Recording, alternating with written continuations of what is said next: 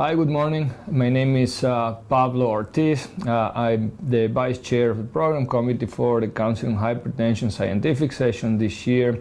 And this morning I have the honor of presenting to you Dr. Tomasz Guzik, who is the recipient of the Arthur Corcoran Memorial Lecture for 2017. It's well known that Dr. Guzik has done outstanding work in the field of NOx biology. Lately, he has several discoveries looking how inflammation affects the vasculature in hypertension and cardiovascular diseases. And so we're very excited to be able to have him here and give him this award. The Arthur Corcoran Memorial Lecture was established to honor the work of Dr. Corcoran, who was one of the first ones to use clearance methods to study cardiovascular and renal function. So what I wanted to congratulate Dr. Guzik and ask him if he could give us an overview of what his exciting research is going to be about in his lecture. Congratulations. Thank you, Pablo. And I must say that this award is an incredible honor for everyone studying hypertension and its pathogenesis. And I'm extremely grateful to the Council and to David Harrison and Anna Dominiczak, who have nominated me for this award. It's a huge honor also because all the sort of predecessors in this award have been role models for me, and I have really looked up to them throughout my scientific research and development. So I'm really thankful to the Council for this honor. Returning to your question, the main aspect of my research over the past 10-15 years has been understanding how immune and inflammatory mechanisms are contributing to vascular dysfunction, renal dysfunction, and ultimately to the development of hypertension. And this has become, in a way, maybe serendipitously, very important this year because about 2-3 weeks ago we had an announcement of CANTOS study results, which for the first time has actually unequivocally shown that inhibiting inflammation in cardiovascular disease can lead to improvement of cardiovascular endpoints and hard clinical cardiovascular endpoints. So that puts our research into a stronger perspective, I believe.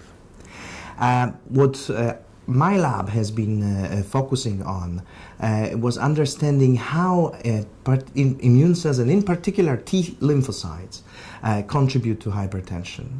About 10-12 years ago, working with David Harrison at the time at Emory University, we noted that mice that do not have fully functional immune system are protected from development of severe hypertension. They only develop modest degree of hypertension. And when we reconstituted T lymphocytes, the prohypertensive responses, vascular dysfunction, or vascular oxidative stress were all re-established by the presence of these immune cells.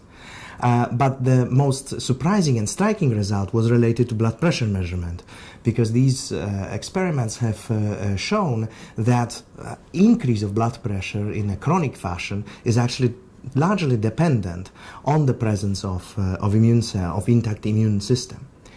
Since then, many groups have published excellent papers investigating various mechanisms of immunity and inflammation and hypertension, and identified that the involvement of inflammation and immunity in hypertension is not really linked to just one single individual cells, but to a network of interactions between these cells. And my lab now is trying to focus on understanding how T cells interact with monocytes, dendritic cells, with macrophages and B cells to contribute and cause hypertension, its vascular and its renal complications and damage.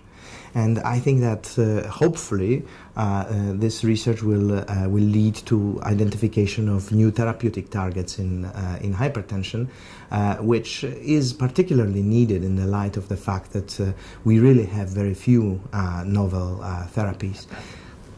And while maybe, I will add, it may be sometimes difficult to convince a cardiologist to start treating hypertension with an anti-TNF agent.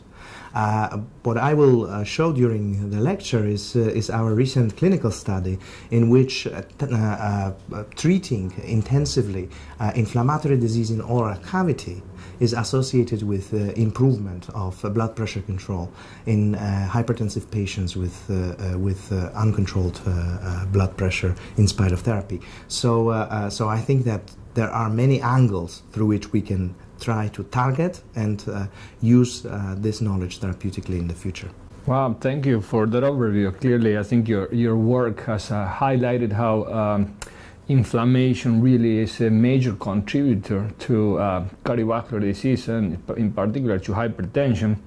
I think also that I would like to know, how do you feel about receiving this award?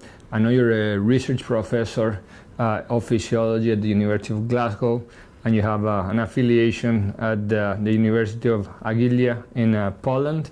I would like to know how this award from the American Heart Association is received at your institution.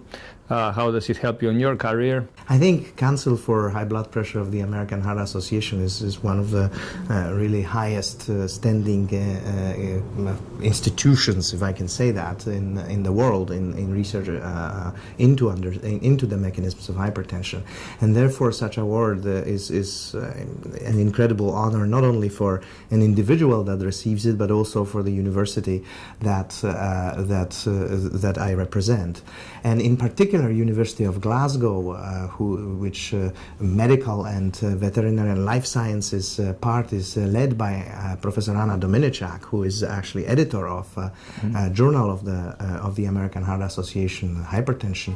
I have received a lot of support from her since moving to Glasgow, and she has always supported the idea that inflammation is important in hypertension, and for this I am very grateful to her. And I think University of Glasgow is also very proud that in international awards such as award from the American Heart Association is actually this year presented to foreign institution in the United Kingdom. So we are very grateful and proud that AHA notices also individuals internationally. Thank you. Yeah, so I think also, I mean, in listening to your research, I can't help but think how important it's been for your career to be able to translate basic research, performed in animal models, and your initial discoveries there into a more translational research that now has application to improve a patient's life. And so I hope that the American Heart has played a big role in promoting those discoveries, and I think that's really, truly remarkable, and one of the reasons you're receiving this award. So congratulations. Thank you very much.